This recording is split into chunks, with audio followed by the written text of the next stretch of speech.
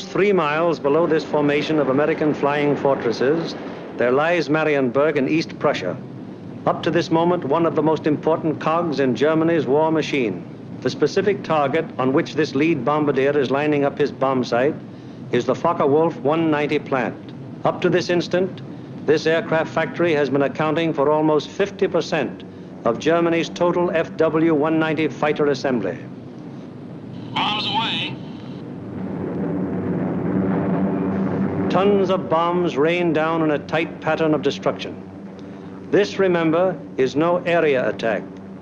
It is an assault on one single target, and any bomb that falls outside that target has failed to achieve its purpose. The assembly of fighters in this Focke-Wulf factory has come to a sudden and violent end.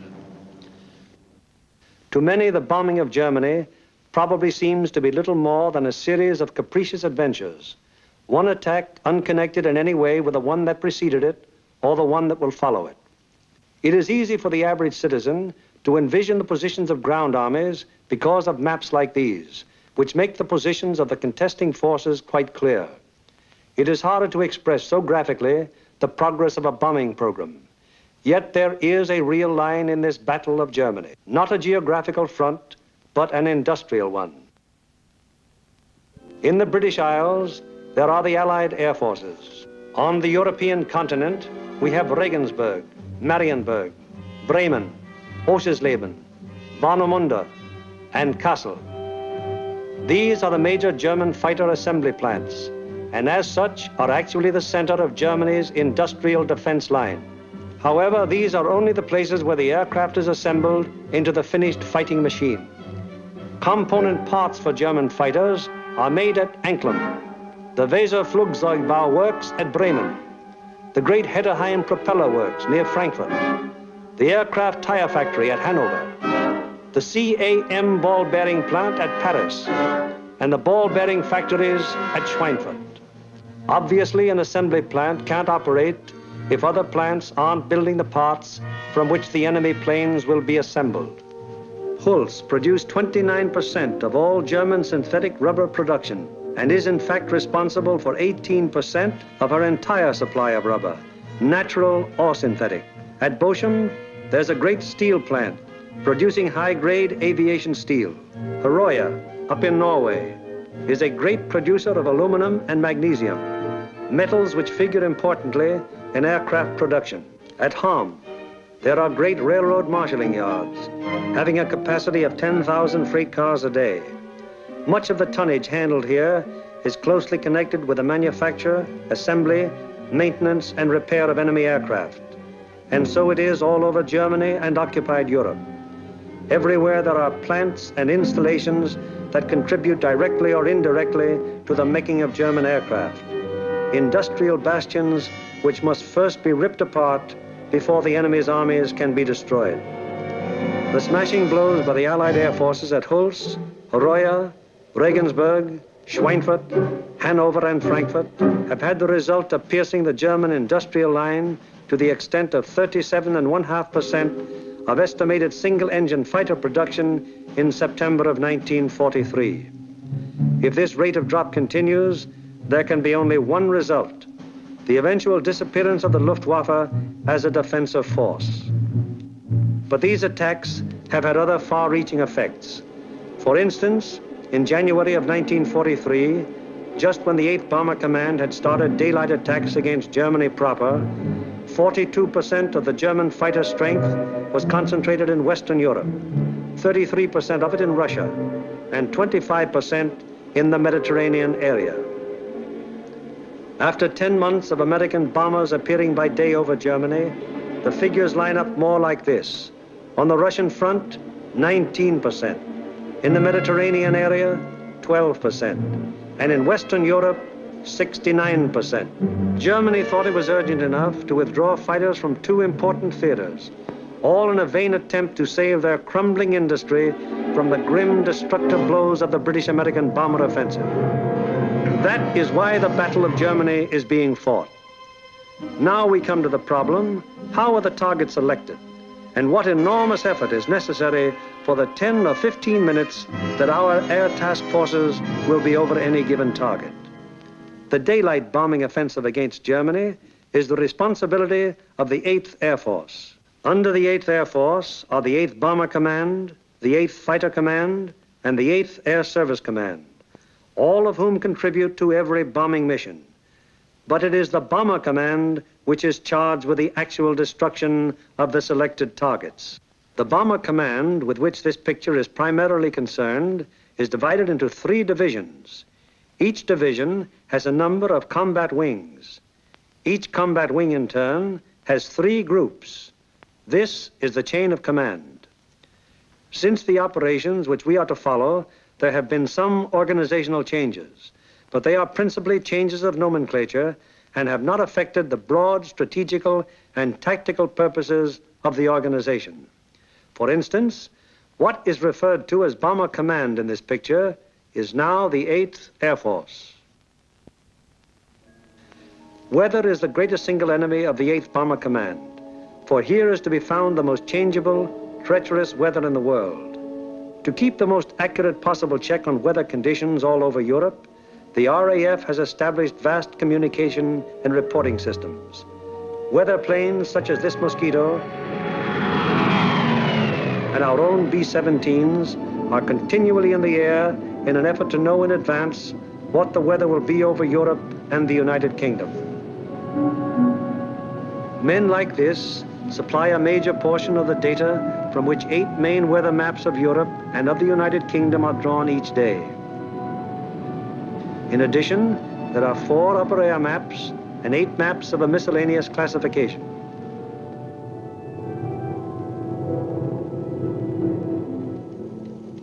In this room, all weather information is collected, coordinated by the RAF, and sent out by teletype to every responsible command.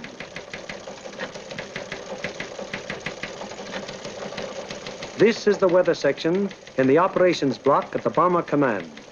Here, the information gleaned from the weather stations is put together and correlated into weather maps.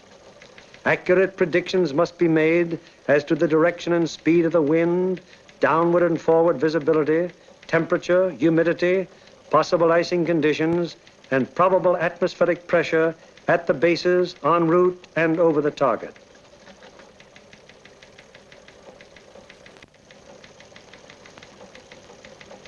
Upon the findings made in this room will depend whether or not there will be an American bombing of a German target tomorrow. This is the operations room of the Bomber Command. Here is where the wheels are put in motion for any American bombing attack. Right now, the officers you see are waiting for the commanding general's morning conference. They are the A3, or operations officer, the operational intelligence officer, a weather officer, and other members of the staff.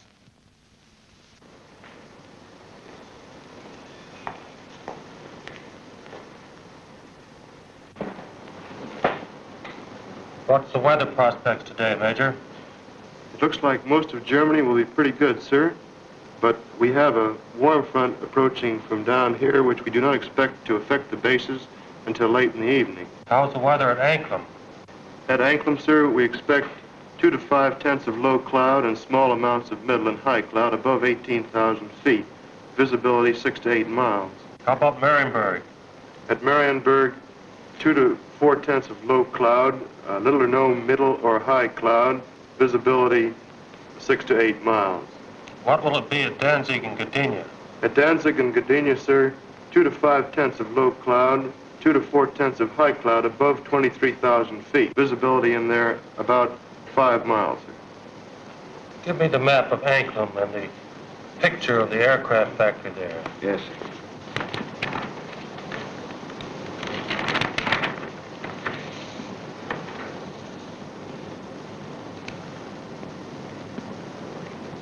All right, Marienburg, the Focke-Wulf factory. Yes, sir.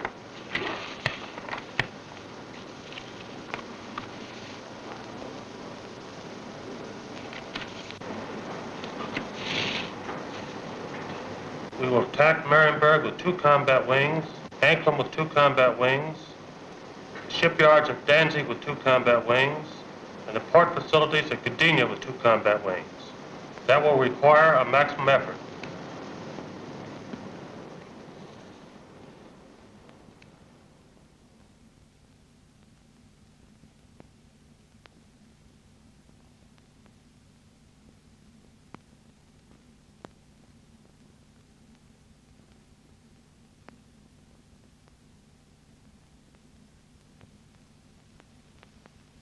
Now the various specialist officers then go into action. This is the operational intelligence section. Here are target files containing complete information as to the type, construction, and vulnerability of the targets. This data is gathered both from photo interpretation of aerial pictures and from confidential ground sources. On the basis of this information, the aiming point for the attack will be selected. The aiming point is a building or installation in the approximate center of the target. Here, operational research experts are minutely studying the architectural and construction details of the targets. It will be their duty to recommend, on the basis of studies previously made, the types of bombs and the proper fusing to accomplish the greatest possible destruction of the objective. These studies of the Arado factory at Anklam are immensely important, since the nose and tail fuses of the bomb can be adjusted to give varying degrees of delay between the time of initial impact and the explosion. For example, an improperly fused bomb would react something like this. Result: very superficial damage that may hardly even cause delay in production. On the other hand, here's what happens when a properly fused bomb strikes the same factory. Two bombs of exactly identical weight and explosive power have totally different effects because one was fused properly and the other was not. It is the responsibility of the operational research section to determine proper bomb fusing. Here, the commanding general and the operations officer are working out the overall planning of each of the missions with the staff bombardier, the staff navigator, and the flak officer. This is a complex business because of the multiple nature of the attack. We'll attack Anklam 1 hour before we attack the other targets. That should draw most of the German fighters on the Anklam force. The Anklam force is big enough to take care of itself. You mean along the same course, sir? No, send them a little south. They'll act as a better diversion. This would be the best place across the coast from the standpoint of pilotage. But, sir, the flak concentration at that point is quite heavy, the heaviest along the coast. We could rather move them a little further south, what the general suggests, and they would not run into flak difficulties at that point. How is that for the navigation viewpoint? That's a very good landfall, sir. All right, we'll cross at that point, and you adjust the flight times accordingly. Take care of it, Darrell. Yes. While this is going on, the various liaison officers stationed at Bomber Command headquarters are busy keeping their respective commands acquainted with the course of events. The closest liaison is maintained with both the RAF Fighter and Bomber Commands, the Royal Navy, the 8th Fighter Command, and the 9th Bomber Command. It is through these liaison officers that requests will be made for the necessary fighter support, diversionary effort by the medium bombers, air-sea rescue patrols, and so on. Officers at Fighter Command immediately look up plan number 2340 to find out what part the fighters are expected to play in the next day's operations. Similarly, the 9th Air Force is informed that Bomber Command intends to lay on plan number 2340. It will be the duty of the mediums to attack enemy airfields at a time that will cause maximum interference with German attempts to intercept the heavy bombers. Right now, weather officers are getting ready their forecast for the general's late afternoon conference, where final decisions will be made. Right in there as planned. Yeah, it should. Should be okay. Thanks. Good enough. In the bag. Does your morning's forecast still hold? Yes, sir, there's practically no change in the situation, and we still expect the base weather to hold up for return. Send out the field order exactly as planned. Yes, sir. Get me the 1st, 2nd, and 3rd divisions on a conference call, please. Already with your conference call. Go ahead, please. Can you scramble? Okay. Over. Okay, over. Over. Okay, there's a mission tomorrow. Maximum effort with 5 task forces. The 1st task force, comprising 6 groups of the 1st Division, will hit 3948. 3948. Secondary, 8731. 8731. Last resort, 9009. 9009. The second task force, comprising 5 groups of the 3rd Division, will hit 6848. 6848. Secondary, 6424. 6424. Last resort, 5381. 5381. The 3rd task force will comprise 4 groups of the 2nd Division, which will hit 6424. 6424.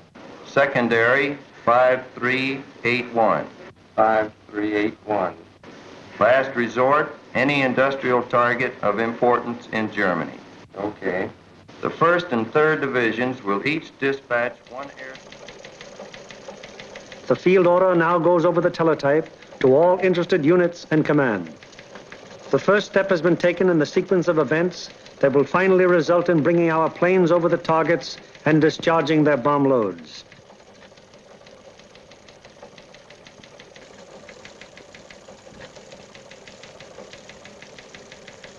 Command has conceived the mission and laid out general plans and routes. Division now plans in detail what command has ordered. The actual time of assembly of the various task forces is determined. The combat wings are assigned to their specific task forces, and the routes from assembly to rendezvous points and the target are charted. Many considerations go into the selection of the routes. Here is the commanding general of the 1st Division, which you will remember has 2 targets for tomorrow, Anklam and Gdynia. Control point here at 0 hour. Another control point here for the northern unit, 0 plus 40 minutes. The other friendly... From that timing, where will that put our northern force at the time that our southern force hits the IP? The northern force should be about the east coast of Denmark at that time, sir. It looks like we're going to catch all the fighters on the southern force, aren't we? Looks very much that way, sir. I think we'd better bend that route around so it's headed towards Berlin. If we can pin those German fighters down in Berlin until we can get started home, they'll never catch us. At the 2nd Division, the target for tomorrow is Danzig. Danzig, eh? That's fine. How many ships do we have for tomorrow? Well, sir, if you recall, General, on our last mission we had heavy battle damage, and not all those aircraft are repaired yet. Call up the wing commanders and have them put pressure on the groups to get their maintenance crews to work on these ships tonight and get every possible airplane on the line in the morning. The 3rd Division, which will have for its targets Marienburg and Gdynia. Looks pretty good, sir. We're going to be right over a lake there for a good checkpoint at the turn. We're going in against the sun. The sun will be at our back, sir. Defenses at the target. Major Frost, what about the flak defenses? Sir, at the upper target, there are 24 guns. That approach is good. The lower target isn't defended by heavy guns. No heavy guns whatever at Marienburg. None, sir. The division's operations officer bases his precise plans on aircraft and crews available at the various groups. He then calls the combat wings to give them advance information before the field order actually arrives. Operator, give me combat wings for conference, please. Okay. Scramble, over. Okay. Over. Over. For tomorrow, 1st Bomb Division will be called on for 2 task forces. First task force will be made up of 2 combat wings on targets 3948, 3948. 8731, 8731. last resort 9009. Lead group in this task force. Okay, ready to scramble? Over. Okay. Over. There'll be a mission tomorrow, and I want 2 groups from each combat wing. The target will be primary 6424. 6424. Secondary 5381. 5381. The last resort will be any industrial target of importance in Germany. Okay.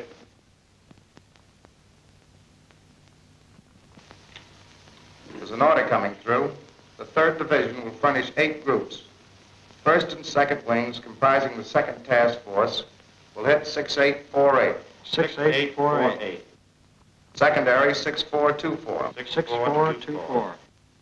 Last resort 5381. 5381. Last resort. Bomb load 500-pound GPs fused, 1/10 nose, 1/100th tail. 1/10 and 1/100th tail. This is operations of the combat wing, a purely tactical unit having absolutely no administrative functions whatsoever. How do you intend to make it? Sir, we'll assemble over Molesworth. Problems of takeoff and assembly are the particular specialized function of this organization. It is the primary business of the combat wing to get the airplanes of its group into the air at the proper times and to get them assembled once in the air. The field order requires that we provide the 2nd Combat Wing and the 2nd Air Task Force. 89th Group will lead, 81st Group will be high, and the 63rd Group will be low. That means that Colonel Whitten will lead the combat wing on this mission? That'll be fine. The Bomber Command has asked for a maximum effort. That means every available plane is to be gotten into the air. Ramsey, this field order has called for 3,100 gallons for the H's due to the distance. Now, they've called for maximum bomb load. How about that for the weight? I think we'd better put 8 bombs in the H's and 12 in the D's. That keeps us around 65,000 pounds. How about the CG? CG is well forward, and I think it'll work out very well because we're down low for a long period of time. All right, we'll have 8 in the H's and maximum in the D's. Most of the groups are going further than an American bomber has gone before. Combat wings must work out precisely the maximum bomb load in relation to the required gas load. Decisions made in this and other matters are added to the division's field order and passed on to the groups, the ultimate tactical unit, to the men who get the planes in the air and fly the mission. On the basis of the alert telephoned down to the group by the combat wing, the various agencies necessary to get the planes airborne on their mission wheel into action. Intelligence, operations, weather, signals, group navigators and bombardiers have the grave responsibility of passing on and making clear to the combat crews the vital target and route information furnished by Bomber Command and Bomb Division. The proper information folders, maps, weather maps and charts, and photographs have to be selected by the various group officers, and then the information therein passed on to the crews. In dispersal areas, ground crews are getting their planes in condition to fly the mission. The normal work of keeping an airplane fit for operation is enormous, even in peacetime. When you add to this already great job the element of battle damage, the problem becomes gigantic. Engines, wings, propellers, controls, wiring, fuel system, oxygen system, the 1,001 elements that go to make up the complex mechanics of a heavy bombardment plane all must be kept in perfect shape. The failure of any one of them on a mission can easily mean the loss of the plane and its personnel, or at best, such a failure will cause the plane to abort. That is, return to its base without having reached the target.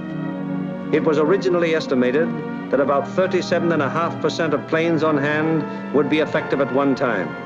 However, the maintenance and repair has been so magnificently performed that sometimes up to 50% of planes on hand have been effective.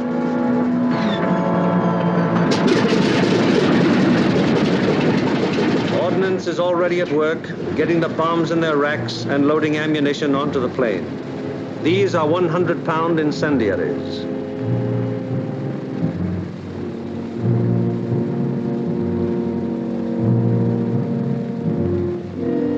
These are 500-pound general-purpose bombs.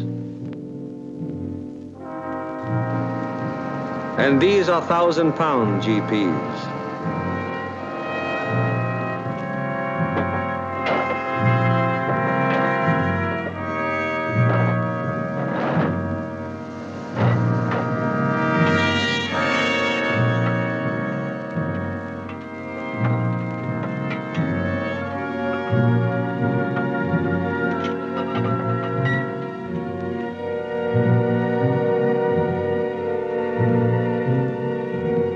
The bombs have to be placed in their racks very carefully.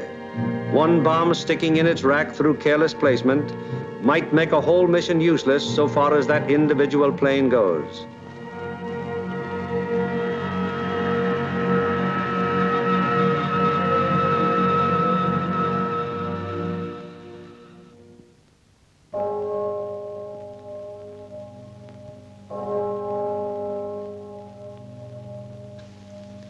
Three o'clock in the morning. All over England at this exact moment, American air crews are being roused from their sleep. Okay, fellas, roll out. We have a mission this morning. Breakfast in half an hour. Captain Kirk, Captain Thompson, Lieutenant Bushka, Ackerson, Alloway, and Hawker scheduled to fly. Let's snap it up. 3 o'clock. This is a hell of a time to get a man out of bed. Said it, Doc. Come on, you drips, out of bed, breakfast in half an hour. Come on, Nick, rise and shine. All right, you dodos, let's go. This is it. Okay, fellas, let's go. Come on, Swifty, get it out. Let's go. Go, you guys. Hit the deck. Breakfast at 4, briefing at 5. Let's go. That's fine, just when I had a 48-hour pass coming up. That'd be a good deal. Can't you guys? You're running my beauty sleep. Through the cold of the English early morning, the combat crews go to their mess. They have no idea where they're going yet, but they know they'll be taking off in about 4 hours.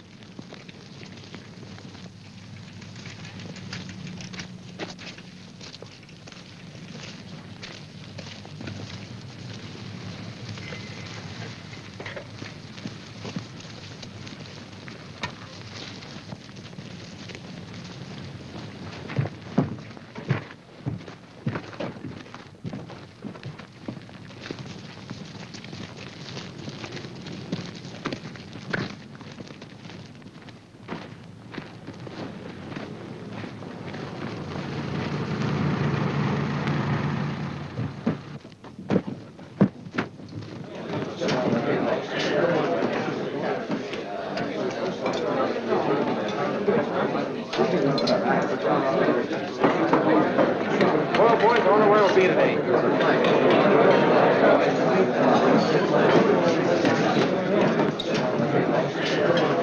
How do you figure those Jerrys will be today? What do you think, Dove? They'll be shooting at us. Sometimes I don't think those Jerrys got proper respect for us.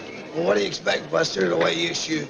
Gee, look who's talking. You couldn't hit a cow in the flank with a bow feather. Yeah, well, how about those 2 Jerrys I slapped down over Swineford? I'll tell you what happened there. They heard that I was on tail guns and they fainted from fright, that's all. And so it goes. The 4,000 men who will go on this mission all know it will be a rugged deal. For some of them, it's their first mission.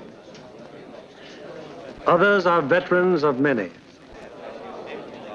Happy to get through. Now, at all the groups in the Bomber Command, the air crews are assembling in the briefing rooms to learn the target for today. Okay, boys, let's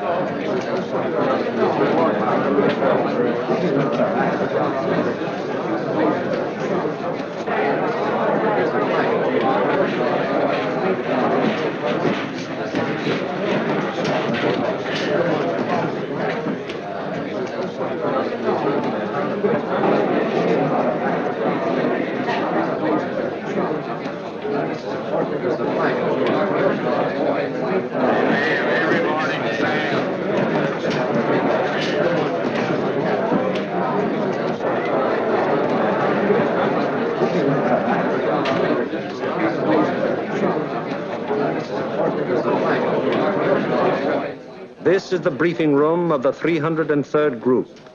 Here in a few minutes, the nature, locale, and route of today's mission will be made known to the men who fly it.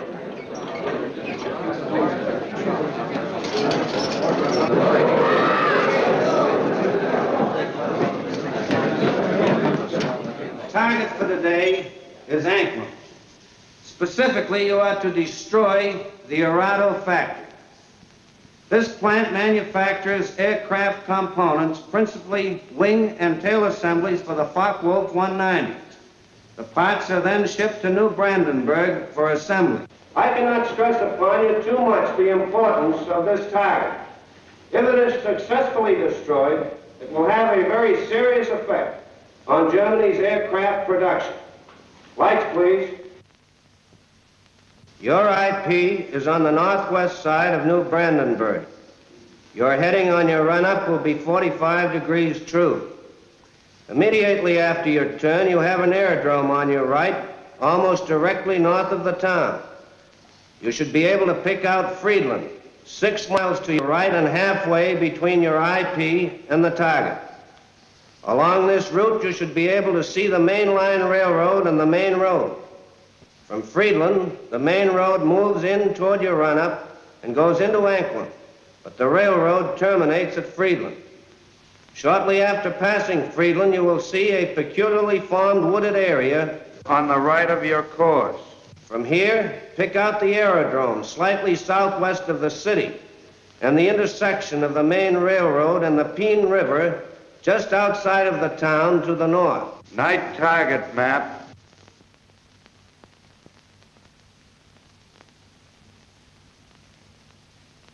Your target is across the railroad, beyond the town, in the area formed by the bend of the river. And now a picture of the target. This group of buildings here is your target. This building will be the aiming point. If your bomb pattern is concentrated in this area, it should very effectively knock out the factory. Lights, please.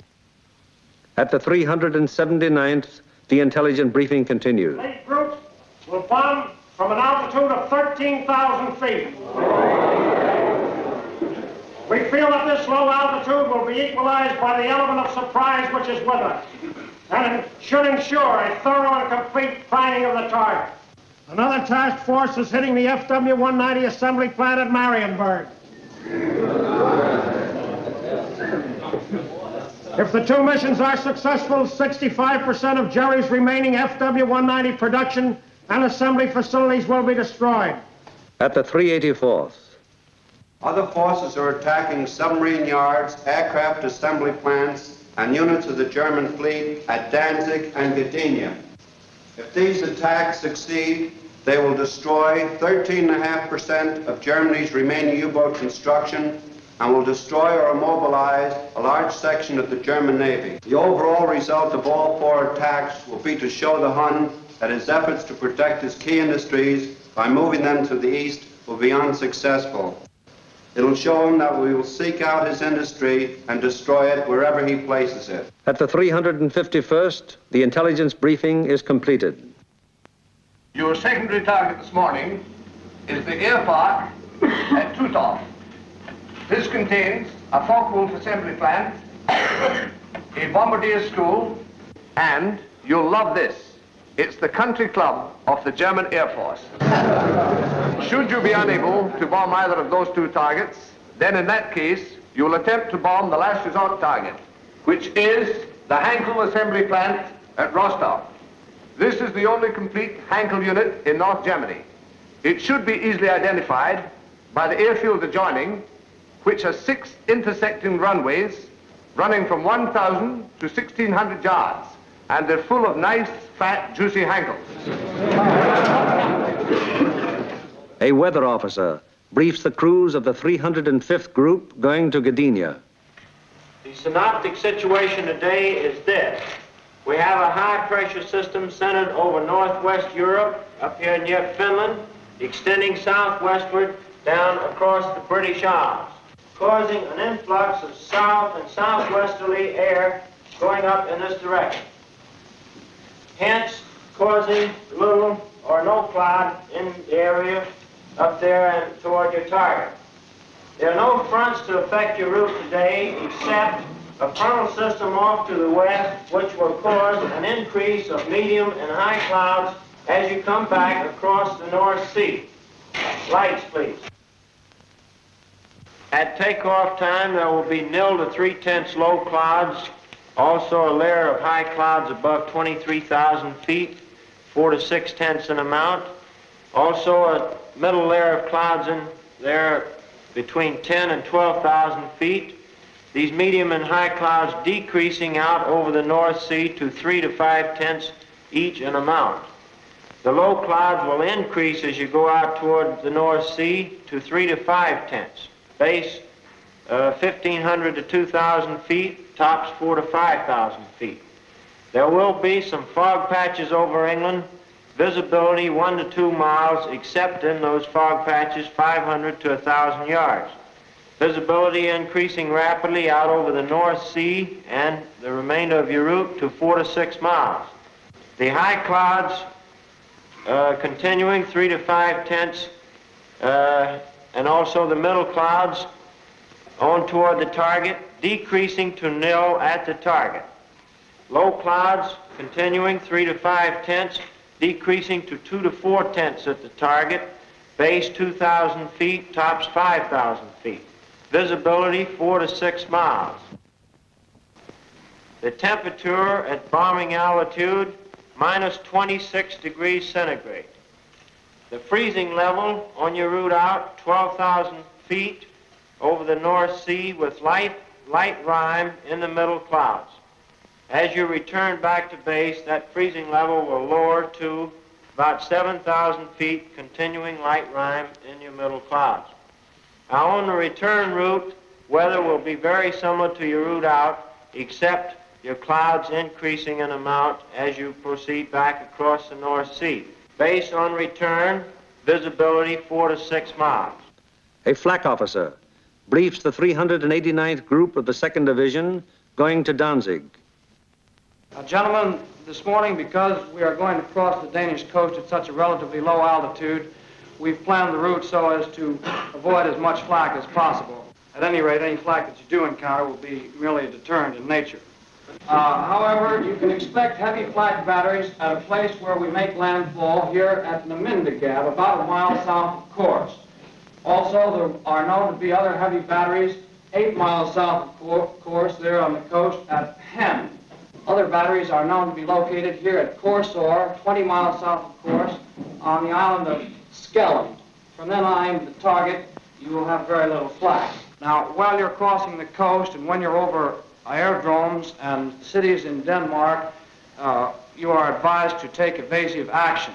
Now then, when you get to the target itself, your anti-aircraft fire from the ground will be known to be supported by fire from naval units. Now, for those of you who have never been fired on by a naval unit, I want to add that naval units can put up a hell of an intense barrage, and you want to look out for it.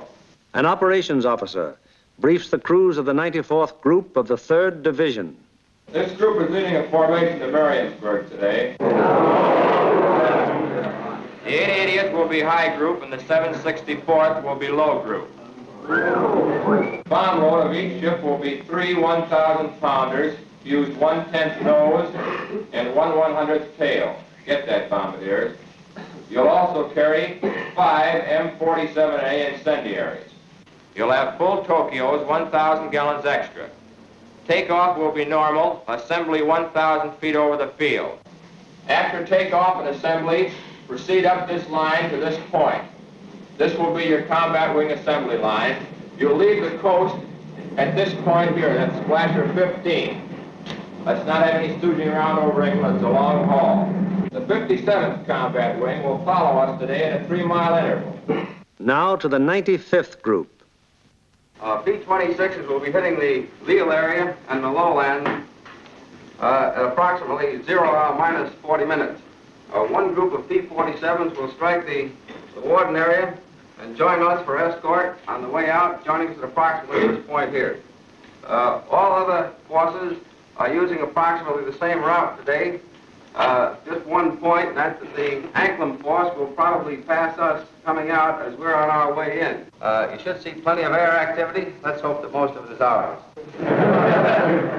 The climb will commence at the English coast, climbing at 150 miles an hour, 100 feet per minute. We should reach bombing altitude approximately at the Danish coast, and under no circumstances should the Danish coast be crossed at less than 12,000 feet. We will drain Tokyos as soon as possible. We should have plenty of gas. We figure approximately 400 gallons overload. At the 100th, the operations briefing is completed. Fly loose formation today with groups echelon to the right until a point 75 miles from the enemy coast. for a normal combat wing formation will be assumed. For visibility, everybody use Aldous lamps. The Royal Navy will be out patrolling the sea routes, so any crews that have to ditch will probably be rescued very quickly. The Commanding General of Bomber Command asked us to put out a special effort today, so let's give it to him. The commanding officer of the group invariably has a few words to say. Men, the going's going to be rough. You're going to have to bow your necks in there and stay in there and pitch every minute. Now, gentlemen, this is the type of target you don't want to have to go back after the second time. If you fly a good, tight formation, get a good, dense pattern on that target, we won't have to. This Anklin crowd down here may pull most of the fighters off of us. However, that's just a guess. So particularly for you gunners, you've got to be on the ball from the Danish coast onto the target. Flak will be heavy, probably accurate, but you've been through worse before. Remember that your biggest enemy is still the single-engine fighter plane. Now, you bombardiers, take your time in going in on your releases. And don't allow the flak to worry you. It's merely to break up your formation. Now, if you get in any trouble up in this area, remember you can always board a sweep. Get on, it's a neutral country. And it's close over there. Could be rough. Don't think it'll be too bad. And whether it's easy or rough, I'll be sitting out in front, taking the whole works in. The main briefing over, the pilots, navigators, bombardiers, radio operators, gunners receive separate specialized briefings. These briefings are very technical and very thorough, and are held so that every member of the combat crew will understand exactly what he can expect and what is expected of him. Any lack of thoroughness here might very well result in the failure of a mission. As dawn breaks over the English countryside, it finds the ground crews still working grimly in an effort to get every plane in the air that is scheduled to be dispatched.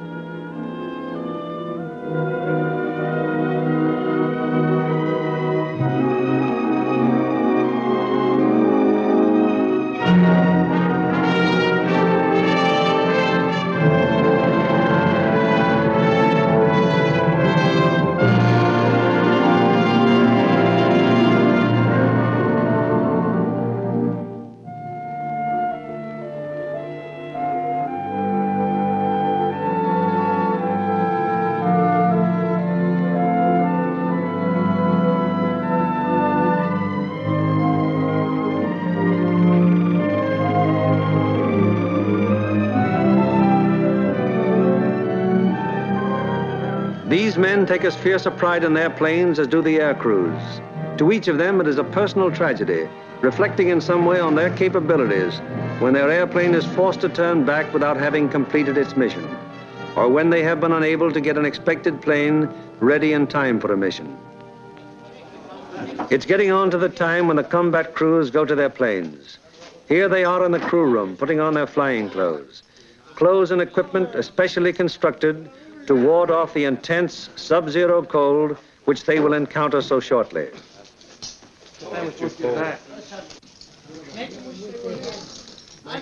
All air crew members receive escape kits containing equipment that will help them get back to safety if they are forced down in Germany or in occupied territory.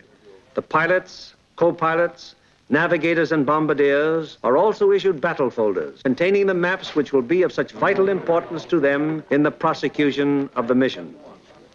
The men turn in all personal papers and valuables, which might serve to give the enemy information in case of capture.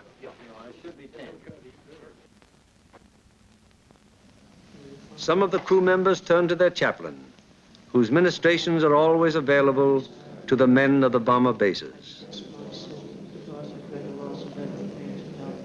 Most of all, because they have been being my God, all concerned with all my love.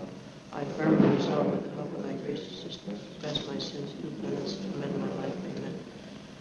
Misericorde bestone potens Deus et mystificais Christus perduca posta vitam aeternam. Amen. Indulgentiam absolutionem mission peccatum restrum.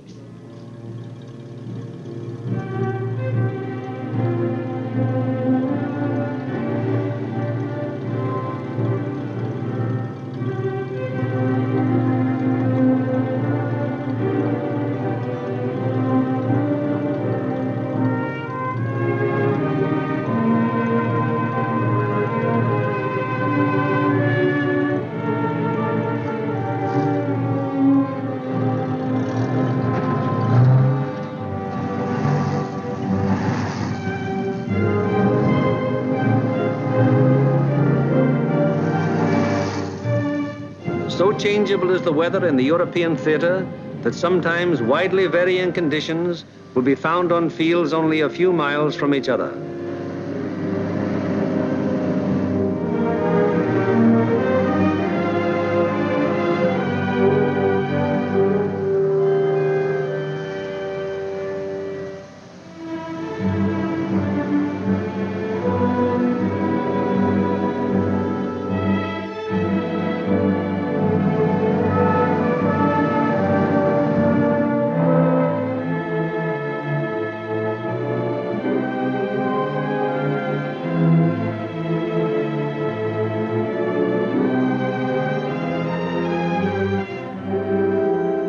And now the last briefing of all, the final intimate conference around each airplane as the pilots recheck the details of the mission with their crews. Crew members have ceased to exist as individuals. They are now 10-man teams, and on the excellence of their teamwork will depend the success of the operation.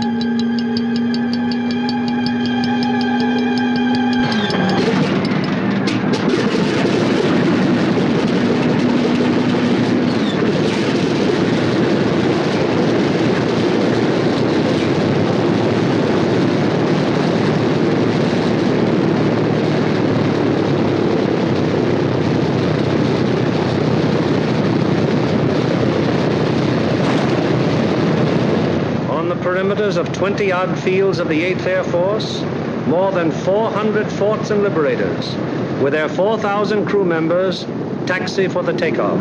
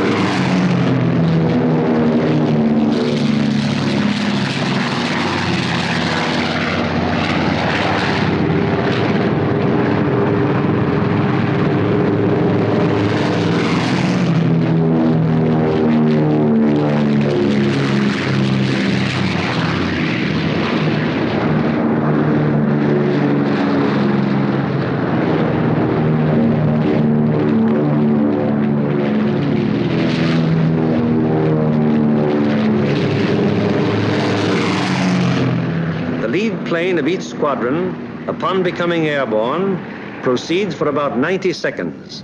It banks sharply to indicate its turning point, then goes into a slow left turn.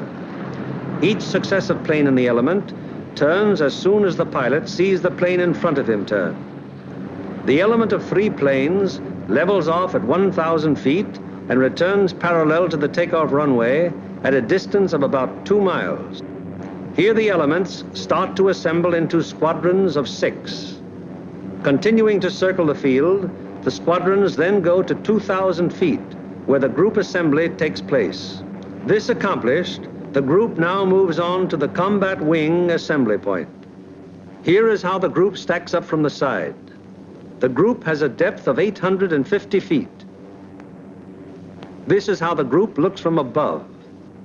In the lead squadron, the second element is flown with the nose of the leader slightly behind and to the right of the right wing aircraft, first element. The lead plane of the high squadron flies even with the lead plane, second element, lead squadron. The second element of the high squadron flies with the leader's nose just behind and to the left of the left wing aircraft, first element. Here is the group as an enemy fighter pilot sees it, from head on. The first element of the lead squadron is stacked high left and low right. The first element of the low squadron is stacked high right and low left. Likewise, the first element of the high squadron is stacked high right and low left. All second elements are flown low. The second element of the lead squadron is stacked high left and low right. The second elements of the high and low squadrons are stacked high right and low left. Experience has shown that this arrangement of the group brings to bear on attacking fighters the greatest possible amount of firepower by utilizing to fullest advantage the field of fire of each gun in the formation. Again, it is proved to be the most maneuverable formation from which to execute the primary and all-important purpose of the mission, the dropping of the bomb loads on a precise target. Obviously, it would be desirable to stack as many bombing planes as possible in one defensive formation. However, it has been found that the largest practical defensive formation is the combat wing of 3 groups. Any formation of aircraft larger than this becomes unwieldy. This force has a depth of 3,000 feet. The nose of the lead aircraft of the low group is aligned with the tail and slightly to the left of the rearmost aircraft of the lead element, lead squadron, lead group. The nose of the lead aircraft of the high group is aligned with the tail of the rearmost aircraft of the lead element, lead squadron, lead group. The combat wing having been assembled, they now move on to make rendezvous with the rest of the task force. In this case, another combat wing.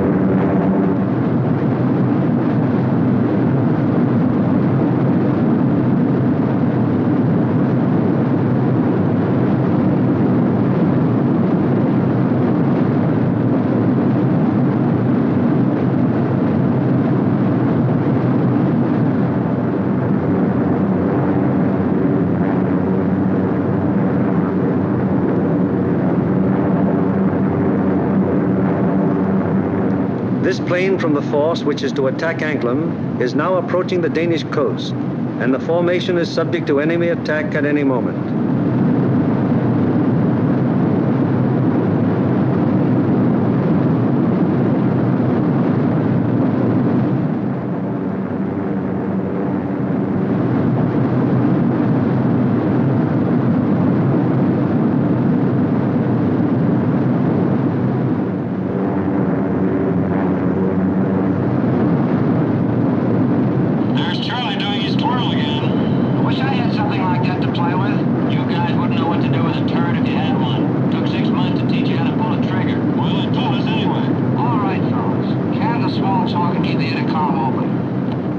It is now 10:30 hours, and Denmark has been penetrated to some distance without any great opposition as yet. So far, there has been only some light and inaccurate flak at the coastline. Some flank guns have opened up on us.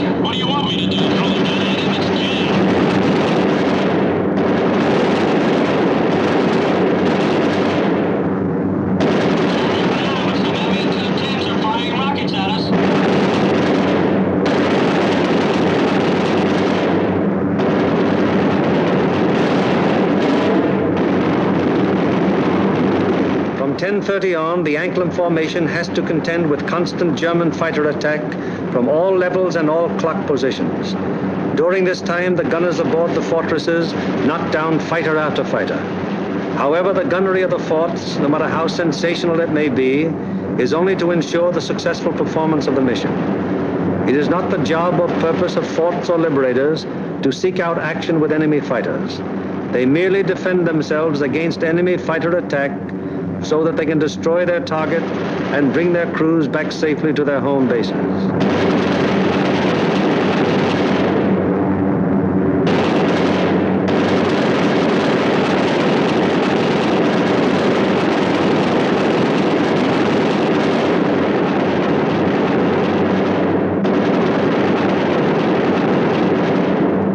An anxious moment comes now for the lead navigator and bombardier. The formation is approaching the initial point. That is the point where the wing will turn off and make its bombing run on the target. Upon proper navigation to this point may rest the success of the entire mission. Pilot to left waist gunner. We're over the IP. Release flares. Waist gunner to pilot. Roger. Once the combat wing has reached the IP, it breaks up into 3 component groups, for the wing formation is too unwieldy for a unit bombing operation. As the IP is reached and the lead airplane of the lead group is about to make the turn, it fires 2 red flares, spaced 5 seconds apart. Then the group makes its turn onto the run-up. The low group goes on straight ahead for 20 seconds, then makes its turn. The high group proceeds for 20 seconds beyond the low group's turn, then it turns onto the run-up. The most critical defensive period in the mission has begun. The wing, to accomplish most efficiently its primary purpose, the bombing of the target, has sacrificed its mutual defensive firepower, and the groups are thrown on their own. Now the crucial moment is almost here, the moment around which the entire mission revolves.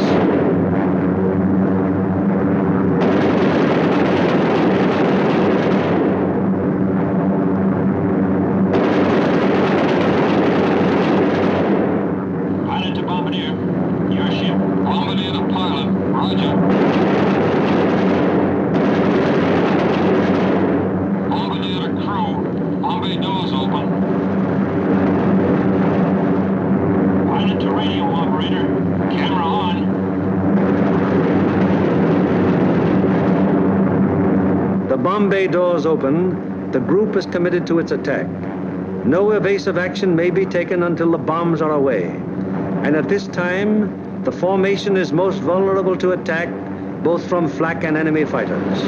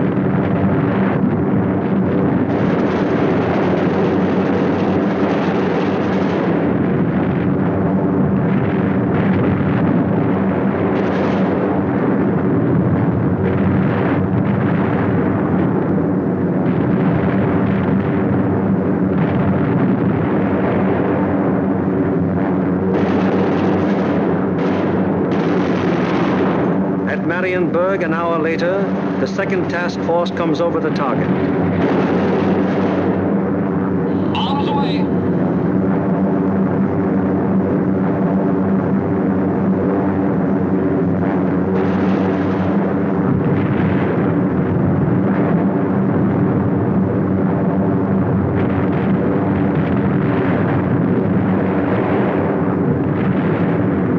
The third task force comes over its target at Danzig.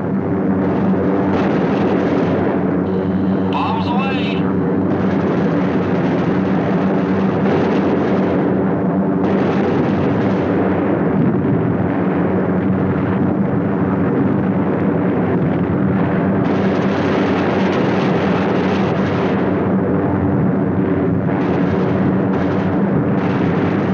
The fourth and fifth task forces arrive over the harbor area of Gdynia. Bombs away.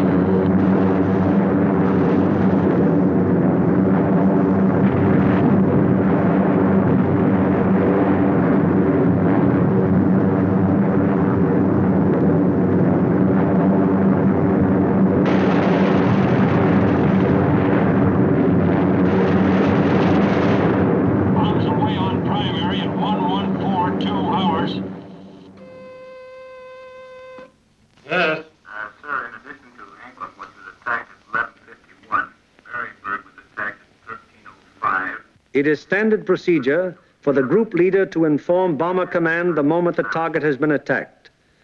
Bomber Command, in turn, promptly informs the commanding general of the 8th Air Force. General Laker, I have the additional information. I reported to you that Anklam was attacked. Well, all primaries were attacked. We received strike messages on all primaries. Danzig at 1307, Marienburg at 1305, and Gdynia at 1311. Yes? Yes, sir. I'll advise you as soon as they land. After getting bombs away and closing the bomb bay doors, the groups can now defend themselves again, at least to the extent of evasive action against the flak and fighter attack.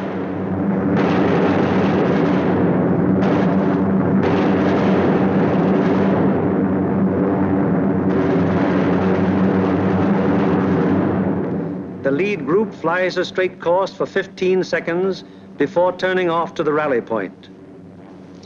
The lead group then proceeds to the rally point at an indicated airspeed of 155 miles per hour, making S-turns meanwhile to permit the trailing groups to catch up.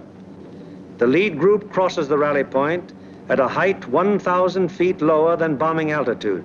The succeeding groups will close with the lead group as quickly as possible to regain the defensive combat wing formation. The following groups need not necessarily pass exactly over the rally point in regaining wing formation. In the meanwhile, the Marauders take off to fulfill their part in the day's operation.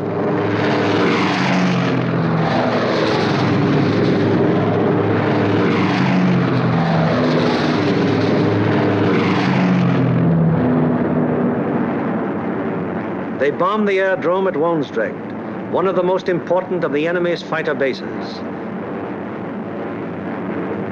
This blow by the medium bombers is timed so as to provide the maximum interference with the enemy's capacity to intercept our withdrawing heavy bombers. Last off are the fighters. Their great speed will enable them to reach the Leeuwarden district in a short time, sweep the area clear of enemy fighters, then give the heavy bombers withdrawal support from the enemy coast home. At the fields, it's getting on towards the most nervous of all times, the estimated time of return. Everyone who stays behind sweats out this period at the end of each mission. Here at the control tower, at the dispersal areas, at the Red Cross, at the Officers' Club, everywhere on the field, the one thing paramount in everyone's mind is that the group is due back.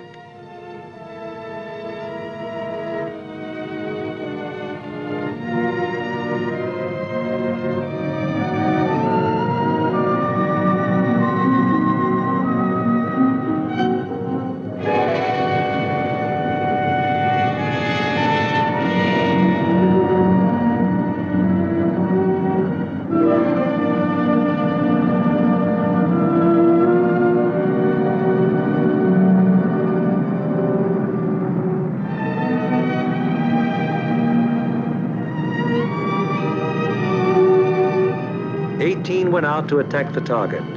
How many have returned? 1, 2, 3, 4, 5, 15, 16, 17, 18. 18 dispatched, 18 returned. 23 dispatched,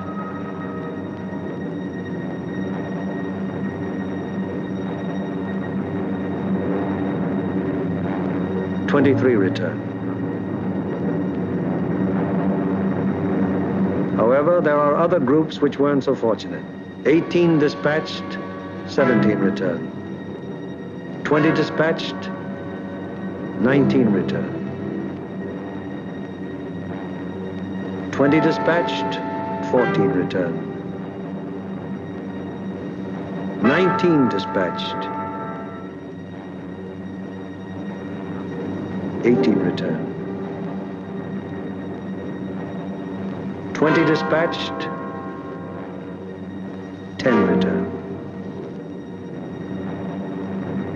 18 dispatched, 8 returned.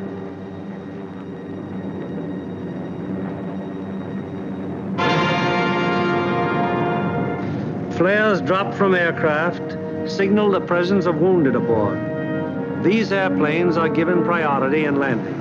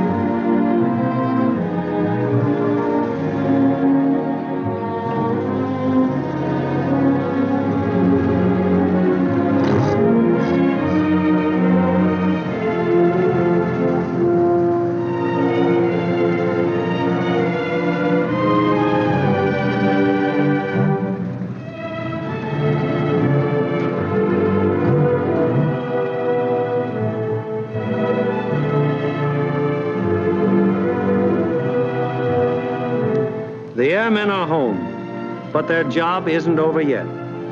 Before they can go to their billets for a well-earned rest, they must first undergo one of the most important phases of any mission, interrogation. It is highly important to question the crews at the first possible moment after the mission, while their impressions and memories are still fresh.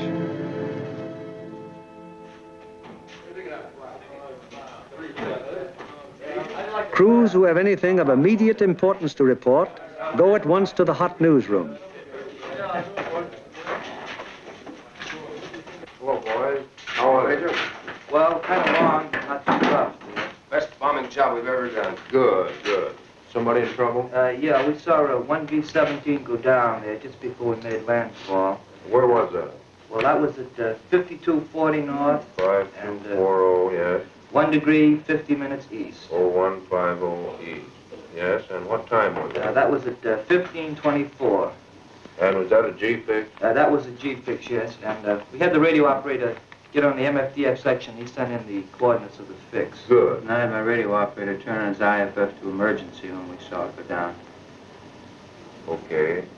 And what happened? Well, the ship went down, apparently under control, and saw it hit the water. Yes, I was looking through the glasses, and I saw 2 dinghies come out, and 10 men, apparently all okay, Major. Good. And what altitude were you? We were at 5,000 feet at the time. Okay, anything else? No. Settle up for a cup of coffee. It's waiting for you, boys. Okay. Thank you.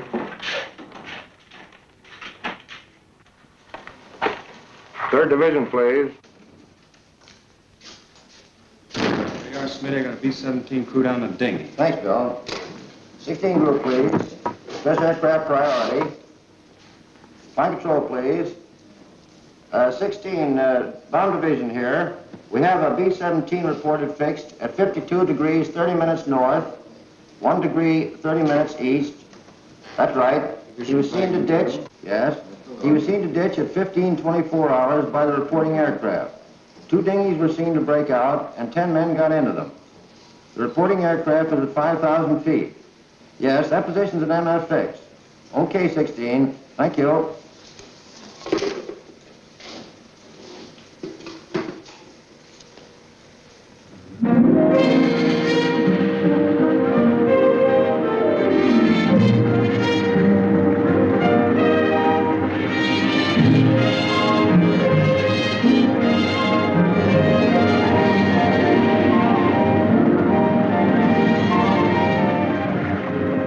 In one way or another, scores of our crews are saved by air-sea rescue from the English Channel and the North Sea and returned to combat service.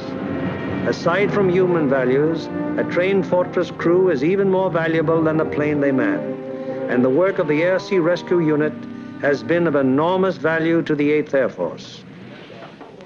The hungry crews are fed enough to hold them until they can be interrogated and get to their regular chow.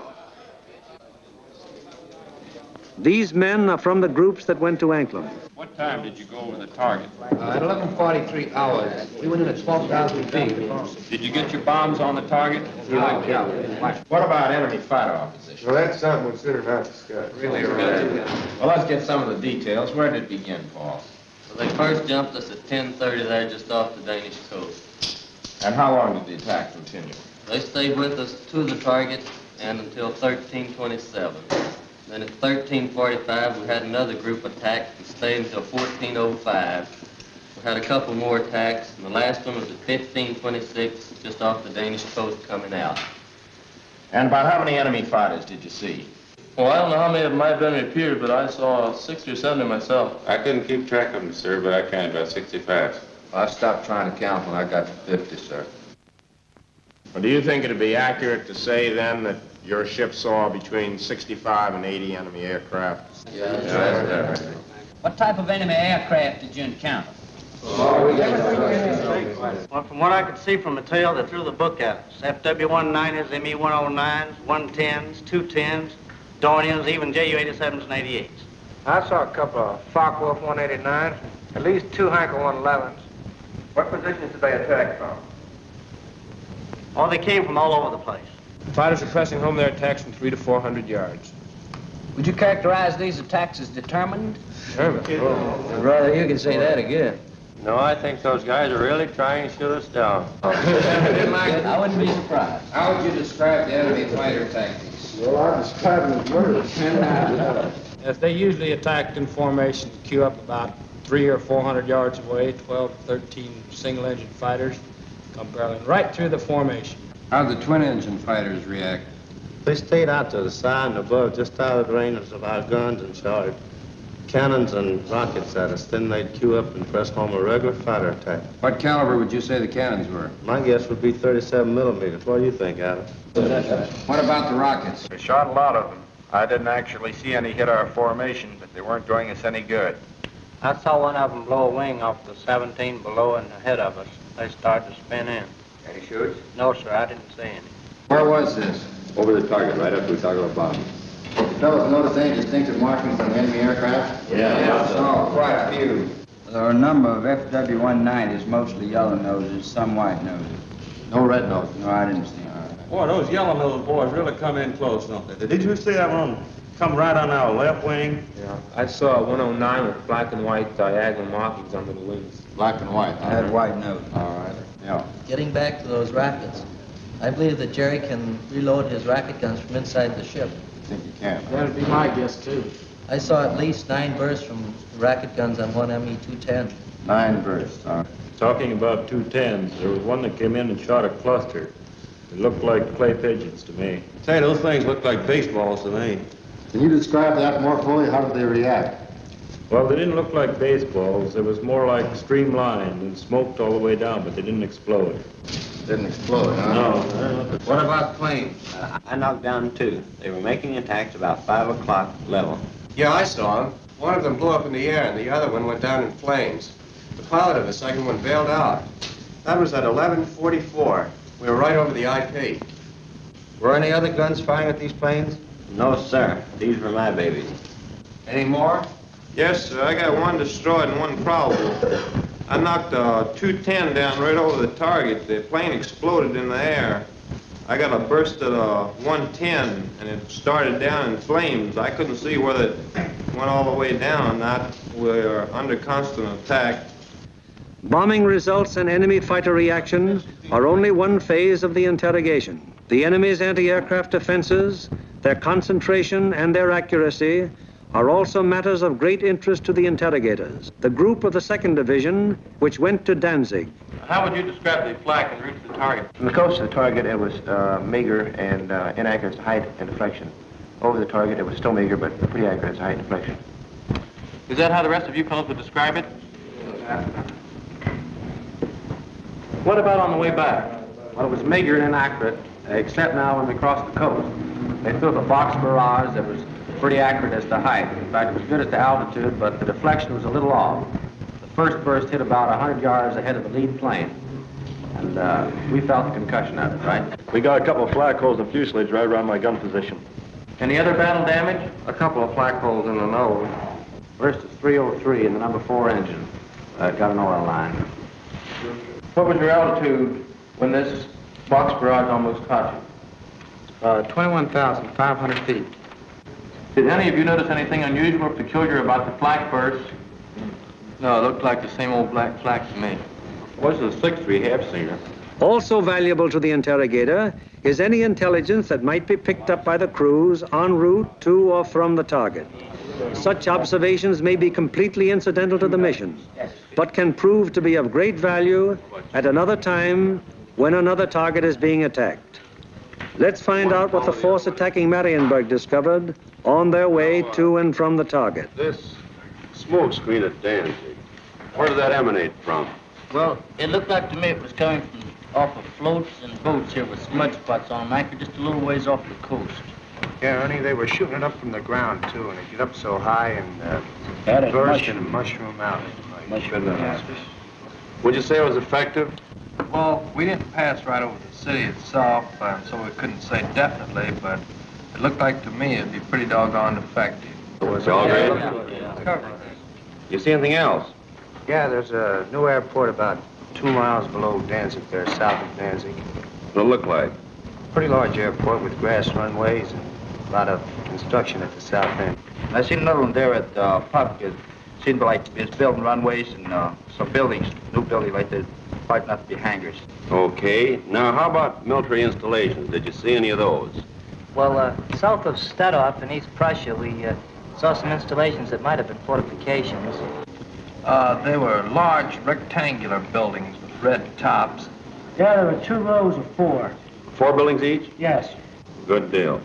Now, did you see anything else? As soon as interrogation of the men is finished, the interrogation forms are checked and general statistics on the group's part in the attack are compiled. All right, let's get going on this report.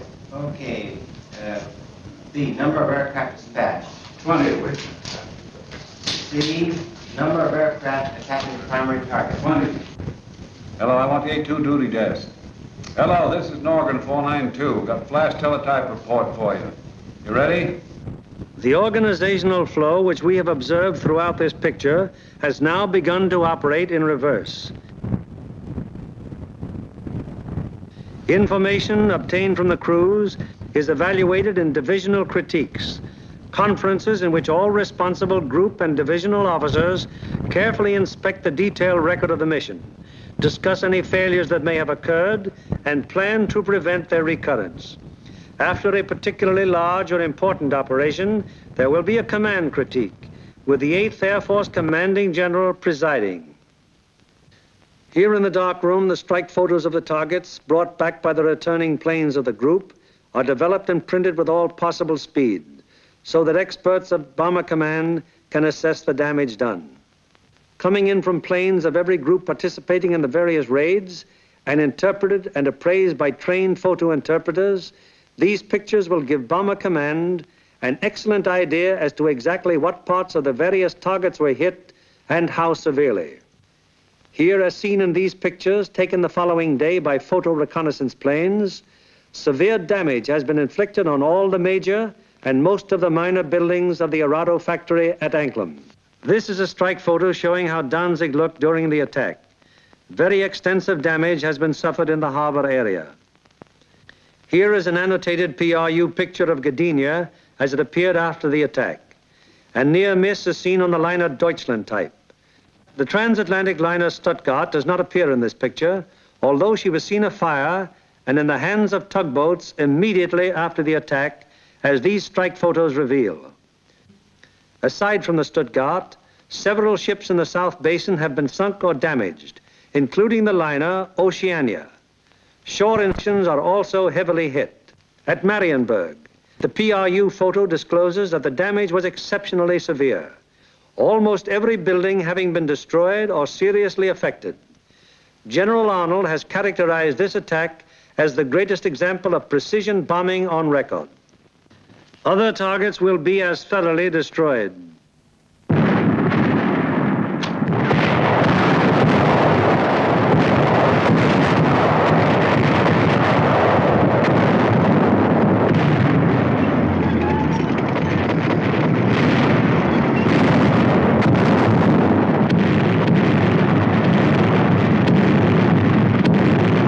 Today, while the invasion armies are pressing the Battle of Europe, the Battle of Germany continues. Day by day, whenever weather permits, heavy bombers roar out over the heads of the advancing ground forces, blasting away systematically at vital industrial installations hundreds of miles to the rear of the enemy lines. Now, in contrast to earlier days of strategic bombing, when forts and liberators fought their way alone, fleets of long-range fighters, Mustangs, Thunderbolts, Lightnings, convoy the big bombers all the way to their targets, targets which may be anywhere in German-occupied Europe.